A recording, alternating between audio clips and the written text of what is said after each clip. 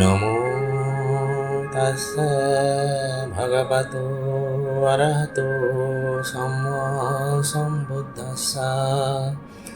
নমো তাস্সা ভগবতো অরহতো সম্মা সম্বুদ্ধাস্সা। নমো তাস্সা ভগবতো অরহতো সম্মা সম্বুদ্ধাস্সা। নমস্কার, সুপ্রভাত সকলকে। আমাদের ধর্মসুধা চ্যানেলে আপনাদের সকলকে স্বাগত জানাই। আশা করি আপনারা সবাই ভালো আছেন। প্রতীত্ব সমুৎপত্তি সম্পর্কে বিস্তারিত আলোচনা আমরা কন্টিনিউ করছি। গত পর্বে আমরা জেনেছিলাম যে কীভাবে স্পর্শ থেকে বেদনা, বেদনা থেকে তৃষ্ণা এবং তৃষ্ণা থেকে উপাদান উৎপন্ন হয়। আমরা একটা ফুলের উদাহরণকে সামনে রেখে দেখেছিলাম কীভাবে ফুলের রূপ প্রত্যক্ষ করে আমাদের মনের মধ্যে সুখানুভূতি বা সমনস্য বেদনা উৎপন্ন হয় এবং পর মুহূর্তে এই সমনস্য বেদনায় আমাদের মধ্যে তান্হা বা তৃষ্ণা জন্ম দেয়। পরবর্তীকালে এই তৃষ্ণাটা বললেই আমাদের মনের মধ্যে উপাদান বা তীব্র আসক্তির জন্ম দিয়েছে। তার ফল কি হয়েছে? আর ফল হয়েছে এই যে এই উপাদানের ফলে আমি ফুলটাকে তার বৃন্তের মধ্যে দেখেই সন্তুষ্ট থাকতে পারিনি। আমি পর মুহূর্তে তাকে বৃন্তচ্যুত করে আমার ঘরের শোভা বাড়ানোর জন্য তাকে নিয়ে এসেছি। আসুন এবার আমরা পরবর্তী তিনটে অন্তিম নিদান সম্পর্কে আলোচনা করি। কি কি সেই তিনটে নিদান? তা হলো উপাদান পচ্ছায়া ভব, ভব পচ্ছায়া জাতি, জাতি পচ্ছায়া জরা মরণ শোক পরিদেব ইত্যাদি। অর্থাৎ আমরা বলতে চাইছি উপাদান থেকে উৎপন্ন হচ্ছে ভব বা আন্তরিক ইচ্ছা, আর ভব থেকে উৎপন্ন হচ্ছে নতুন জীবন, আর জীবন মানে জরা ব্যাধি মরণের প্রবাহ। চলুন প্রথমে আমরা ভবকে জানি। ভব মানে কি? ভব মানে হচ্ছে আন্তরিক ইচ্ছা। আমাদের সমস্ত প্রাপ্তির উৎসই হচ্ছে ভব বা পাবার ইচ্ছে। উপাদান পচ্ছায়া ভব মানে উপাদানী বা তীব্র আসক্তি হচ্ছে বর্তমান কর্মভবের কারণ এবং সেই সঙ্গে পরজন্মে উৎপত্তি ভবের কারণ। এই মুহূর্তে আমার কৃত কর্মই ভবিষ্যতে সংস্কার হিসেবে পরিগণিত হবে।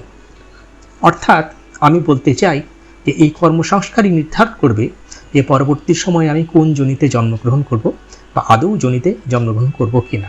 অর্থাৎ আরও সহজভাবে বলতে গেলে বলতে পারি যে আমি যদি কুশল কর্মের বীজ বপন করি তাহলে কুশল বিপাক উৎপন্ন করব, আর আমি যদি অকুশল কর্মের বীজ বপন করি তাহলে আমি অকুশল বিপাক উৎপন্ন করব।